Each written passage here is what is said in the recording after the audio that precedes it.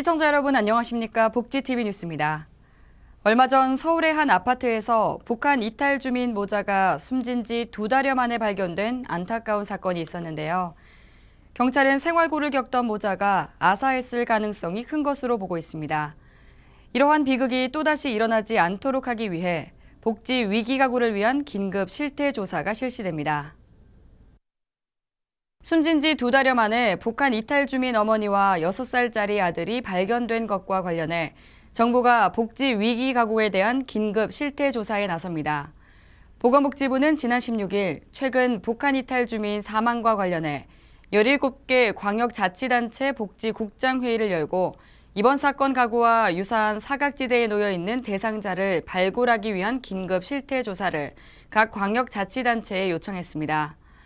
먼저 지난해 아동수당을 신청한 가구 중 소득 인정액이 기초생활보장 또는 차상위 계층 이하로 확인되는 가구가 있는지 확인합니다.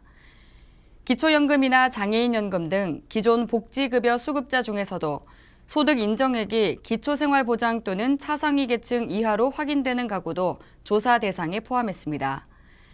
또한 보건복지부의 복지 사각지대 발굴 관리 시스템을 통해 입수되지 않는 재개발 임대주택 등의 저소득층 거주 공동주택 월세 관리비를 3개월 이상 체납한 가구에 대해서도 함께 실태조사를 실시할 계획입니다.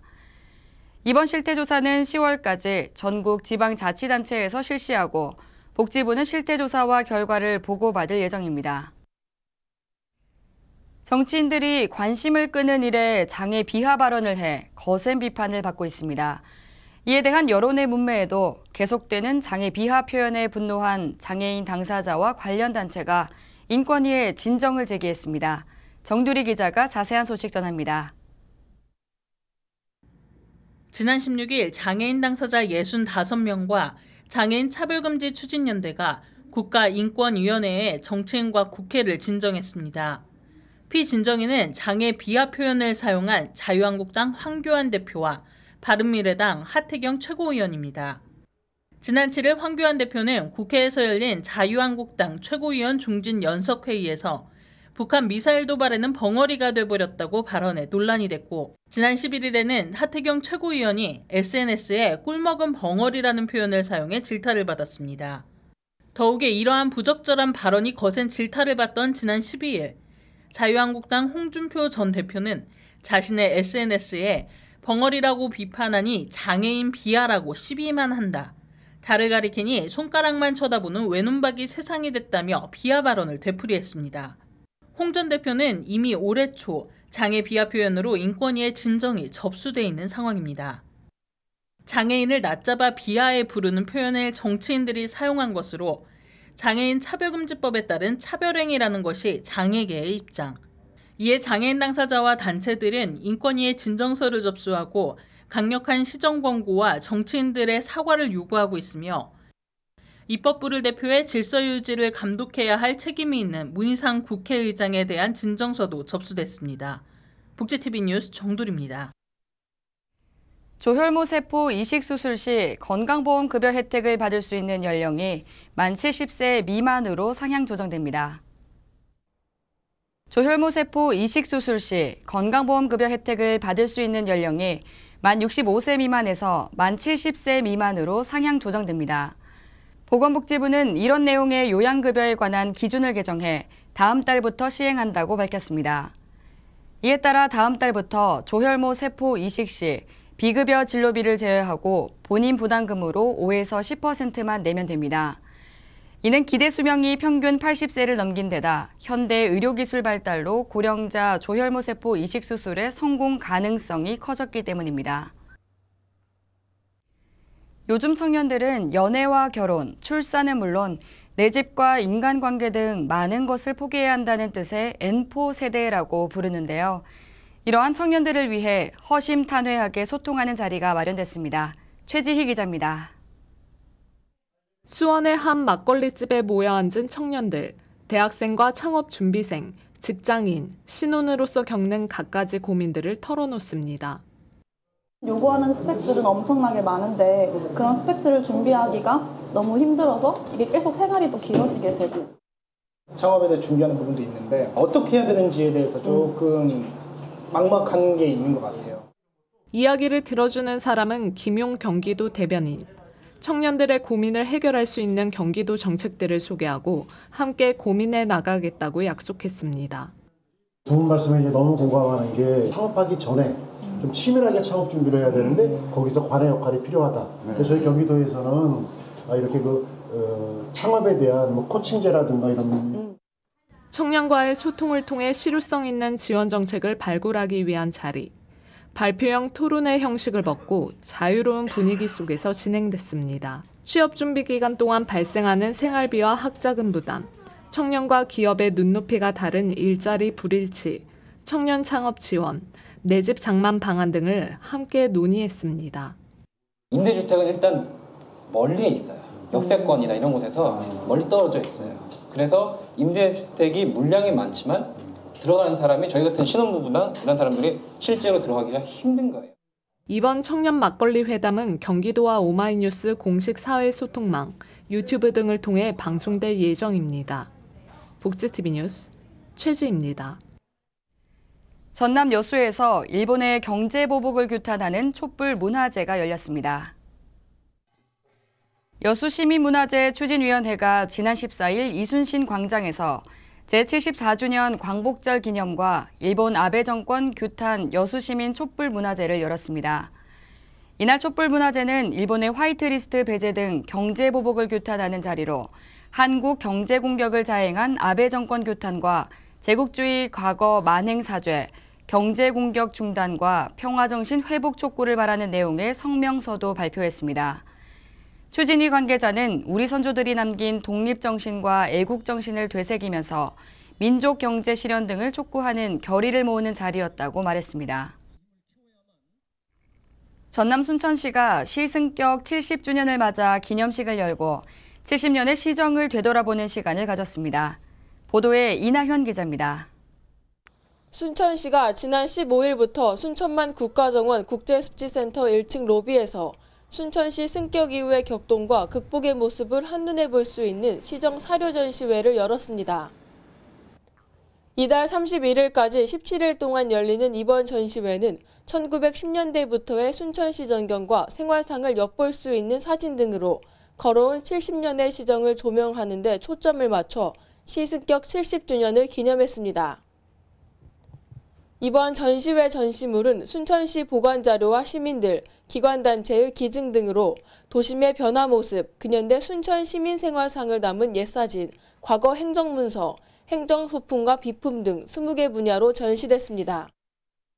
우리 순천시가 1949년 8월 15일 날 시승격 이후에 여러 가지 많은 어려움을 극복하였습니다. 그래서 슬기롭게 극복하고 변화된 이런 도시를 만들기, 즉 도시 경쟁력을 키웠던 그 뒤에는 우리 위대한 순천 시민들이 함께 있었습니다. 그래서 그 시민들의 위대함, 지금 세계 속의 순천을 한눈에 바라볼 수 있도록 역사적인 재조명을 하게 된 것입니다. 이번 자료는 우리 후세를 위한 자료일 수도 있을 것입니다. 그래서 우리 시민뿐만 아니라 전국에 있는 많은 관광객들 순천시에 오셔서 좋은 시간들 보냈으면 좋겠습니다. 또한 60년대에서 70년대의 행정 업무 체험과 어린이 체험 프로그램, 포토존 등 관람객들이 추억을 만들 수 있는 다양한 프로그램과 함께 뮤직 페스티벌도 열었습니다. 순천시 승격 70주년을 맞아 도전과 아름다운 변화의 발자취를 돌아보며 새로운 미래로 한 걸음 다가가는 순천시가 되길 기대해봅니다. 복지TV 뉴스 이나현입니다. 지역의 문화 소식 전해드립니다. 낯섦을 주제로 열리는 색다른 전시를 소개해드립니다. 전남 목포에서 박야일 작가의 개인전이 열렸습니다. 낯섦을 담은 작품들을 이나현 기자가 전합니다. 일상에서는 마주할 수 없는 낯설물, 초현실적인 그림을 통해 보여주는 박야일 작가의 전시회가 지난 8월 1일부터 목포 아트센터 신선에서 열리고 있습니다. 다음 달 9월 5일까지 전시되는 박 작가의 작품들은 초현실주의 화풍 르네 마그리트의 작품을 떠올리며 작가를 초현실주의 작가로 생각하게도 하지만 현실의 일들을 낯설게 보여주려 하다 보니 초현실주의의 분위기를 자연스럽게 풍기고 있습니다. 박 작가는 이런 낯설므로 익숙한 현실과 일상을 살아가고 있는 개인들의 아픔과 굴곡을 보여주고 싶다고 말합니다. 광경이나 풍경이나 그 사물 속에 사람을 집어넣음으로써 그 자체가 낯설게 되고, 이제 사람들이 다 보면 뒷모습인데요. 뒷모습이라는 거는 그 사람들이 한 지점을 향해서 걸어 나가는 거거든요. 걸어 나가는 거고, 그거를 제가 보기도 하고 관람객들이 그 사람의 뒷모습도 보고 그 뒷모습으로 걸어가는 사람이 지향하는 어떤 지향점도 보면서 같이 걸어간다는 느낌을 주기 위해서 뒷모습으로 표현했습니다.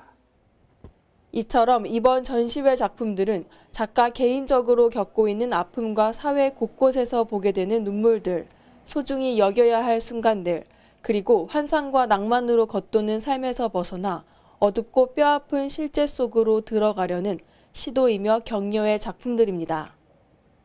희망과 절망이 공존하는 삶을 걸어가는 우리의 모습을 작품으로 보여주는 박야일 작가의 작업 활동이 앞으로도 계속되길 기대해 봅니다. 복지TV 뉴스 이나현입니다. 장애인 인식 개선을 위한 2019 슈퍼블루 마라톤 참가 접수가 시작됐습니다. 오는 10월 5일 서울 상암 월드컵공원 평화잔디광장에서 열리는 2019 슈퍼블루 마라톤의 참가자 모집이 시작됐습니다. 2019 슈퍼블루 마라톤은 하프와 10km, 5km, 슈퍼블루 코스 총 4개의 코스로 구성됩니다. 다음 달 15일까지 총 8,500명의 참가자를 선착순으로 모집합니다. 장애인과 장애인 가족, 초중 고등학생은 무료로 참가할 수 있고 비장애인은 소정의 참가비를 내면 함께 달릴 수 있습니다. 모든 참가자에게는 슈퍼블루 티셔츠와 슈퍼블루 운동화끈, 완주 메달 등 기념품이 제공되며 다양한 문화공연과 이벤트, 경품 행사도 준비됩니다. 마라톤 참가 신청은 2019 슈퍼블루 마라톤 공식 누리집에서 가능합니다. 계속해서 간추린 뉴스 전해드립니다. 앞으로 사회복지사 자격 이수 교과목이 전문성 강화를 위해 확대됩니다. 종전 14과목에서 17과목으로 늘려 선택 과목 3과목을 더 이수해야 합니다. 또한 선택 교과목의 수는 20개에서 27개 교과목으로 선택의 폭이 늘어날 예정입니다. 신설 교과목은 가족 상담 및 가족 치료, 국제사회복지론 등 7과목입니다. 이와 더불어 사회복지 현장 실습도 내실화돼 현재 120시간 이상의 현장 실습에서 160시간 이상으로 확대합니다. 또한 사회복지 현장 실습은 보건복지부 장관의 선정을 받은 기관에서 실시하고 실습기관의 선정을 받기 위해서는 기준에 맞는 요건을 갖춘 후 신청해야 합니다. 시행은 내년 1월 1일부터입니다.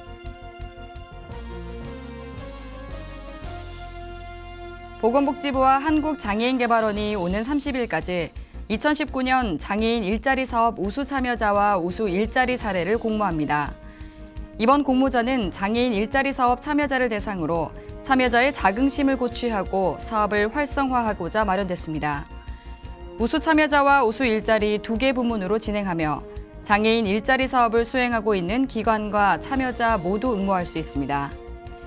신청 방법으로는 관할 시도에서 신청서와 관련 서류를 전자 공문으로 제출해야 합니다. 시군구는 시도와 협의 후 개발원으로 직접 제출할 수 있습니다. 시상은 오는 11월 중 2020년 장애인 일자리 사업 설명회에서 이뤄질 예정입니다. 저소득층의 문화격차 해소를 위해 지급하는 통합문화이용권의 사용 가능 품목은 확대되고 운영관리는 강화됩니다. 통합문화이용권은 문화예술진흥법 등에 따라 6세 이상의 기초생활수급자와 사상위 계층에게 문화, 여행, 체육활동을 향유할 기회를 제공하기 위해 1인당 연간 8만 원이 지원되는 일종의 상품권으로 지정된 가맹점에서 이용할 수 있습니다. 하지만 저소득층의 문화체험이라는 본래의 사업 목적을 벗어나 사용이 금지된 생활필수품 구매 등에 사용하는 사례가 발생하고 있는데요. 이에 국민권익위는 신규 문화, 여행, 체육활동, 체험 영역을 지속적으로 발굴하고 허용 여부 판단이 모호한 경우에는 허용하는 방향으로 검토하는 등 통합문화이용권 사용 가능 품목을 점진적으로 확대하도록 권고했습니다. 가맹점의 적정한 운영을 위해 연 1회 이상 운영 상황에 대한 점검을 실시하도록 하고 사용자들이 가맹점 현황을 알 수 있도록 탈퇴 등 변경 상황을 홈페이지에 즉시 반영하도록 했습니다.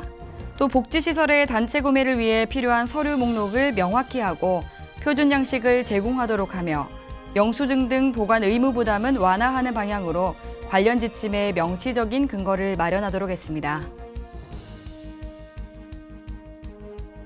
지난 6일 목포시에서 소규모 도서관인 1호동 늘푸른 작은 도서관 개관식이 열렸습니다. 늘푸른 작은 도서관은 베스트셀러 등 2,300여 권의 장서를 갖추고 있으며 목포시 내 19번째로 개관된 도서관입니다. 이 밖에 자세한 소식은 웰페어 뉴스 홈페이지와 장애인신문에서 확인하실 수 있습니다. 무심코 던진 돌에 개구리가 맞아 죽는다는 우리 선조들의 속담이 있죠. 연이은 정치인들의 장애 비하 발언에 대한 비난의 목소리가 높습니다. 무심코 내뱉은 말에 당사자들은 커다란 마음의 상처를 입었는데요. 우리 모두 평소 자신이 가진 장애 인식에 대해 다시 한번 되돌아봐야겠습니다.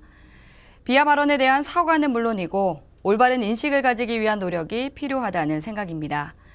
이상 복지TV 뉴스를 마칩니다. 시청해주신 여러분 고맙습니다. 우리 주변에서 일어나는 불공정한 사례부터 억울한 사연, 따뜻한 미담까지 장애인신문과 웰페어 뉴스 홈페이지를 통해 보다 다양한 소식을 접할 수 있습니다.